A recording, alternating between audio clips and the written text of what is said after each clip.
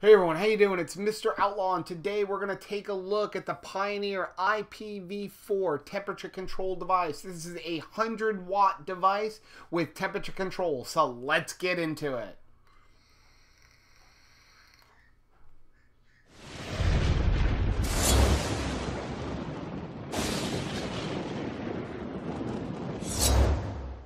So every day it seems like there's another temperature control or temperature limiting device coming out, and here we have another one for you.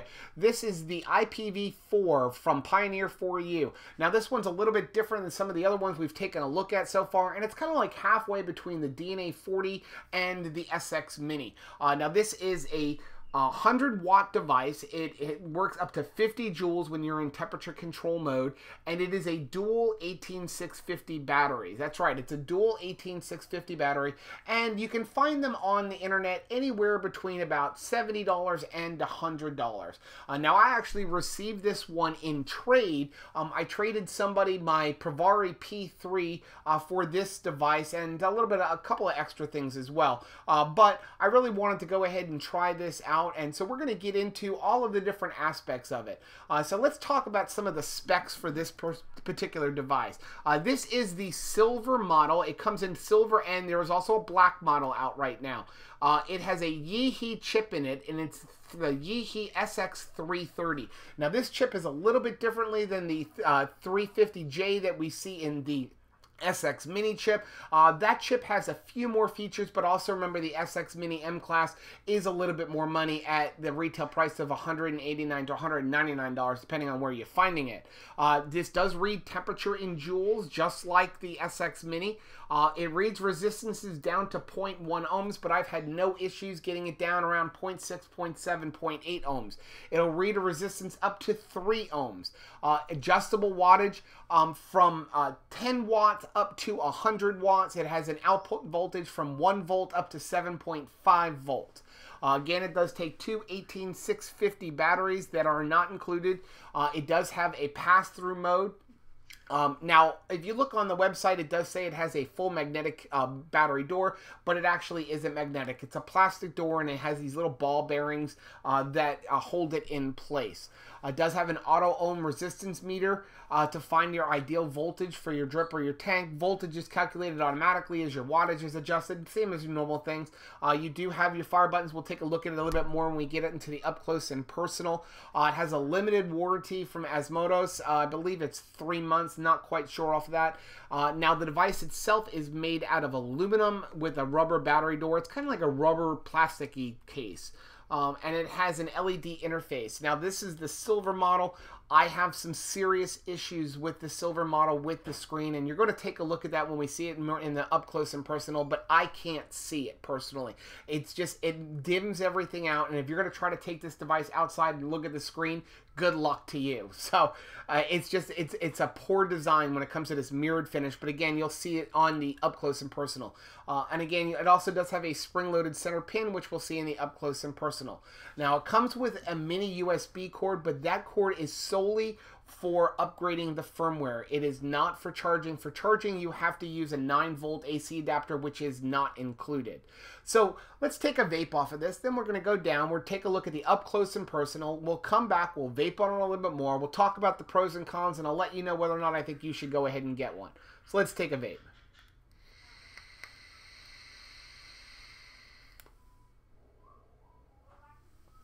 I will say this thing functions very well. It works very similar to the SX Mini M class, but there are some definite differences. So let's go ahead and take a look at it up close and personal, and then we'll come on back.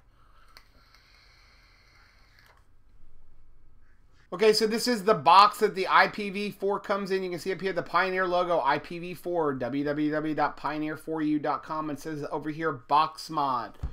On the other side, this is the silver model. Pioneer logo over here. On the back, caution, it's not a toy. A little bit of specifications, what you find inside of it. We'll go ahead and we will open it up. And we have our mod right here. Down below here, we can get this foam out.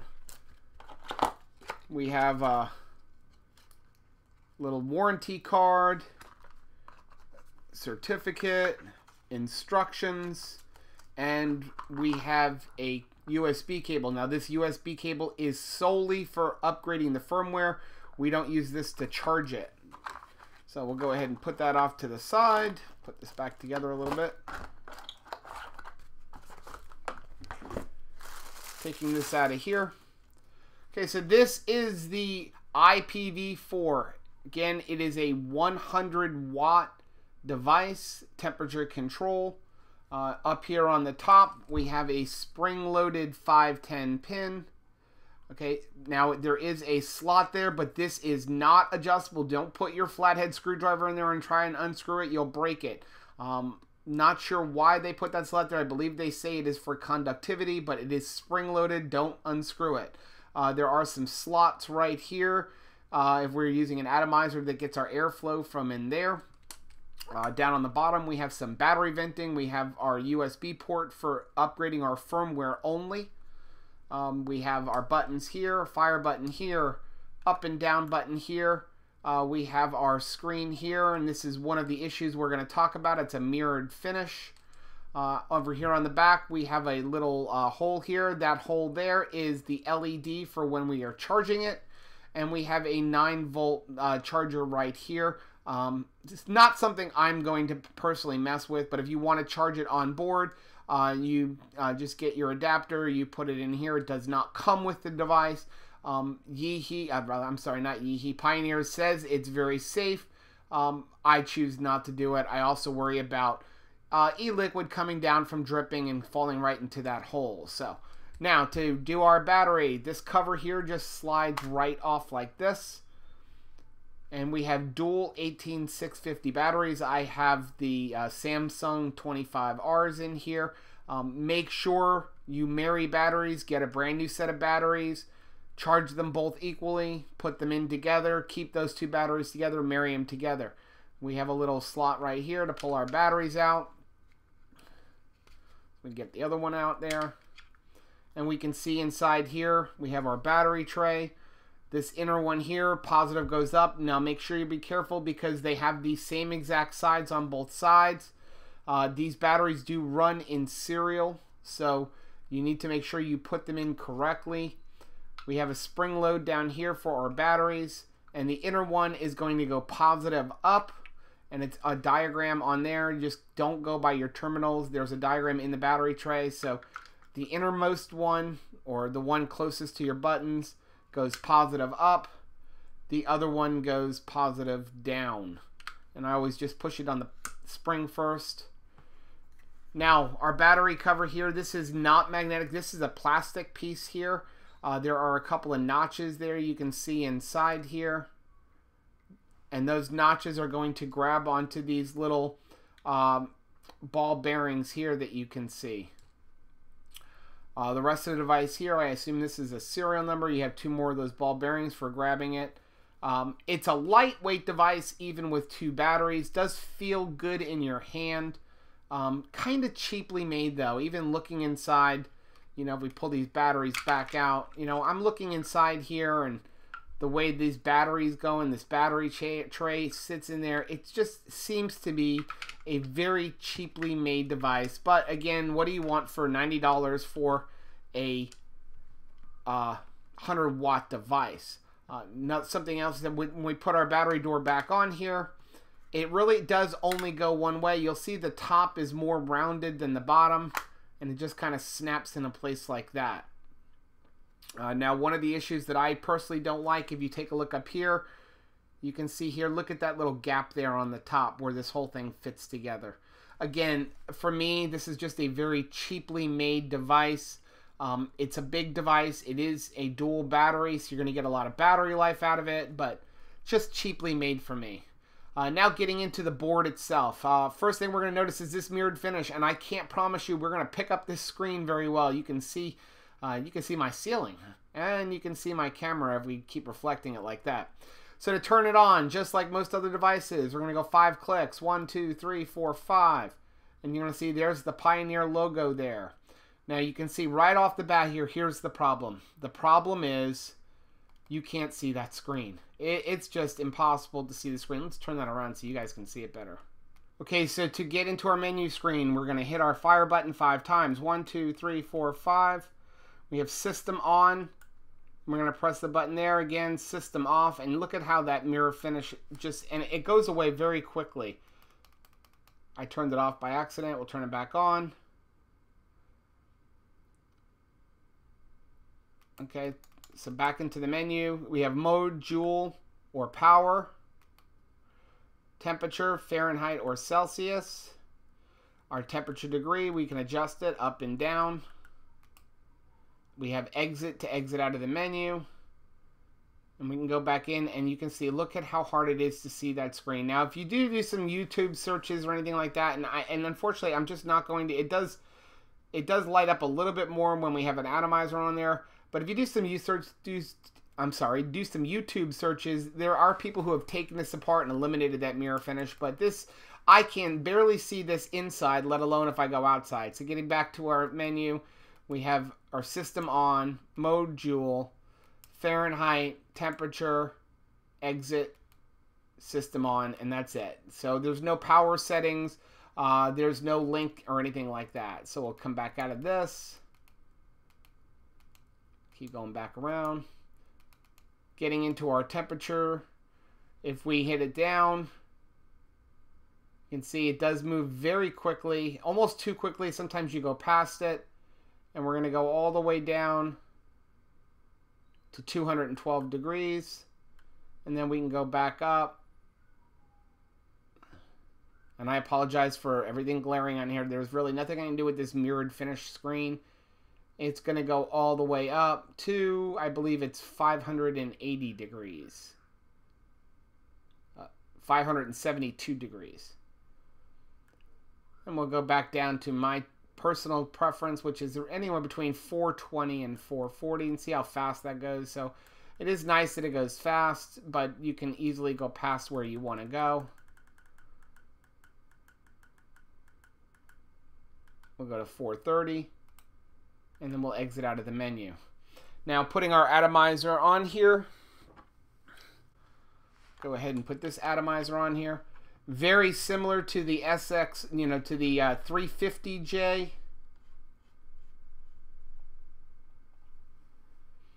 What you're going to do is lock it by pressing and holding the up and down button. You can see set resistance. We'll do that one more time. Set resistance 113. And now you're good to go. Now you can just vape it. Now there's no memory settings on this at all. So we can just adjust our joules or our watts with the up and down. We don't have any memory settings or anything like that. And that's about it. That is the up close and personal. Let's take it back up to FaceTime and we'll wrap up with some pros and cons. So that's the up close and personal for the IPv4 from Pioneer for you. And you can see there are definitely some issues with this. Now again, this is a $90 device. It's not a $200 device. So it's kind of hard to compare this to the SX Mini. But we do need to compare it because it has a very similar chip in it. Now, one thing I didn't do in the up close and personal is let's take a look at the size factor. So here we have our SX Mini M class, and here we have our Pioneer for you IPv4. And you can see the difference in both height, you can see the difference in width, and it's pretty much this way in diameter, pretty close to the same. But it is definitely a taller device and it's definitely a wider device. But again, remember, this does hold dual batteries. Now, if you're looking for a dual battery mod that, for temperature control and you really like that Yeehee chip, I would recommend this one over the SX Mini because I think that stupid battery tube that they have for the SX Mini is just god-awful. It makes it look like a hatchet. It's just horrible. However, that's about where I'm going to stop on recommending this device. I know it's only a $90 device, and it's $90 for a 100-watt device, but in my personal opinion, I think it's made very poorly. The screen is just horrible. I mean, you can't see it. I find it's really cheaply made. But on the other side of it, it vapes very well. It handles temperature control very well, very similar to the SX Mini M class. Now, one thing I would say is, when you are in temperature control mode with this, it is using pulse width modulation to control your temperature, and it seems to be a little bit more noticeable on this chip as opposed to the 350J chip that's in the SX Mini M class. When I'm taking a vape, I can actually hear it you know, da da da da da da da. So I can hear that, and I can feel it as I'm taking a vape. So let me take another vape here. Let me see if I can feel it again.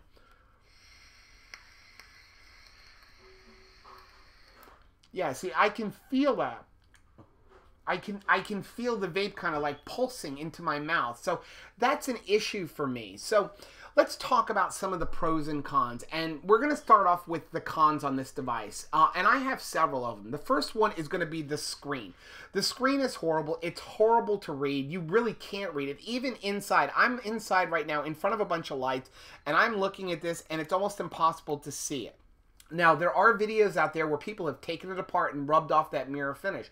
But again, for me, if I'm going to spend $100 on a device, I don't want to have to take it apart. And plus, you're talking about possibly voiding your warranty by doing that. So that's an issue for you. Now, from what I understand, the black ones don't have that issue. It doesn't have that mirrored finish. But the silver ones have an issue where you can't see the screen.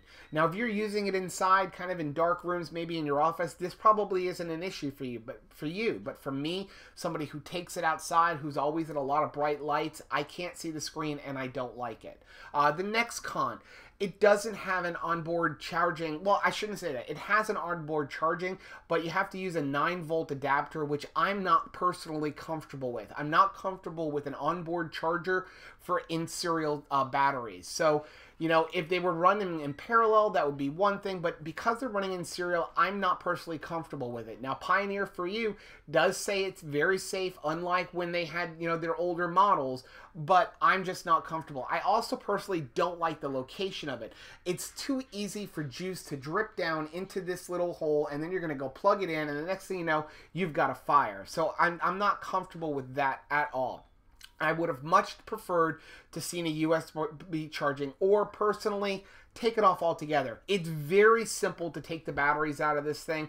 Just get 2 sets of batteries. You know, you're going to go spend $10 for a 9-volt charger. You know, you can go on to Amazon and find, you know, a couple of 25R Samsungs, you know, that are authentic batteries. I pay about $12 for 2 batteries and just keep 2 sets. You know, there's no way that you're going to be able to use 2 18650 batteries in the time that you're out of the house where you can't come home and swap them out. So personally, I would eliminate that charging port altogether. So my next con would be, I just think this thing isn't built super well. Yes, it's only a $100 device, and I'm kind of comparing it to a $200 device, but it feels flimsy in my hand. I just don't like it. The plastic is flimsy, the aluminum is flimsy. Now, it's not super heavy, so that's a good thing, especially when we're considering we have 2 batteries in there, but it just feels flimsy in my hand. Now, the corners are nice and rounded, so that's not an issue. It just doesn't feel like a quality, well-made product. My next issue with this is going to be the up and down buttons seem to have a lot more resistance than the fire button. The fire button on mine seems to be okay, but it does rattle just ever so slightly that it can be a little annoying. Now, I know people have complained about this and they've taken it apart and said it's just the way it's held in there, but the button is perfectly fine. But again, for a $100 device, I would personally like to see it, you know, be just a little bit better quality control on the device. So now let's talk about the positives on the device. Well, it vapes very well. I've had no issues with any of the temperature control. It hits it spot on every time, unlike the DNA 40s. We don't have any of the issues with, you know, where it's constantly checking the resistance. I like the fact that I can adjust my buttons up and down here. I can adjust my wattage. I don't have to go into the menu system to adjust my wattage. But along with that, it brings up a con is there are no memory buttons. You still have to go into the menu if you want to change, you know, your temperature and everything like that. And I'm very excited because coming up soon we have the EVIC VT from Joyetech coming out, and that allows you to just adjust the temperature on the outside without going into a menu. So that's something I'd like to see some maybe Yeehee work on as well. The next pro is going to be it is a long-lasting battery life. You have 2 18650 batteries in there, so you're going to get an all-day off of your set of batteries, and it is also a 100-watt device, so that's another pro. I personally will never vape near 100 watts. I'm not even going to vape near 60 watts, but many of you may enjoy that, especially if you're dripping. So you do have for, you know, $90, $100, $70, depending on where you find it, you have a nice 100-watt device. Just in my opinion, it's kind of flimsy made. So, would I buy one of these? Probably not. You know, I had contemplated it back and forth. Do I want to get one? And I opted not to get one. And then somebody offered it to me with a couple of other things from my Privari P3. So I decided to go ahead and make the trade. Am I going to use this? Probably not. It's going to go up on my shelf. I'll never use it. I just prefer my SX Mini. I prefer my Heat Vape Invader Mini when I leave the house. And this is probably going to go up on the shelf, or maybe I'll even sell it at some point. So, you know, all in all, I'm going to kind of leave it up to you. I'm not going to give this, yes, it's a great device. No, it's not a great device, because it does have a lot of pros, but it also, in my personal opinion, has a lot of cons. So I'm going to leave it up to you as to whether or not you want to get it. If you're going to ask me my personal opinion, I'd probably hang on for something a little bit better, unless you absolutely want that 100-watt, you know, limit. But if you're just looking to be more like, you know, vaping in the area that I vape in, you know, 20, 30, 40, 50, even 60 watts, I'd look at the SX Mini, or there are a lot of other temperature control devices coming out. Like I said, the EVIC VT is coming out. That's a 60-watt device, and it even has a titanium mode, and it comes with an atomizer, and most of the places I'm seeing are going to be selling it for about $70 with the Ego 1 atomizer, and without it, it's going to be like $50 to $60. So that might be something you want to keep your eye out on. But personally, I won't use this device. I'm going to put it up on the shelf, but again, I'm going to leave it up to you if it's a device that you want to use. So that is my video for today. Hopefully it helps you out. Hopefully it helps you to make a little bit more informed decision. If you want to pick one of these up, please do me a favor. Hit the like button down on the bottom. Don't forget to subscribe to my channel. And until next time,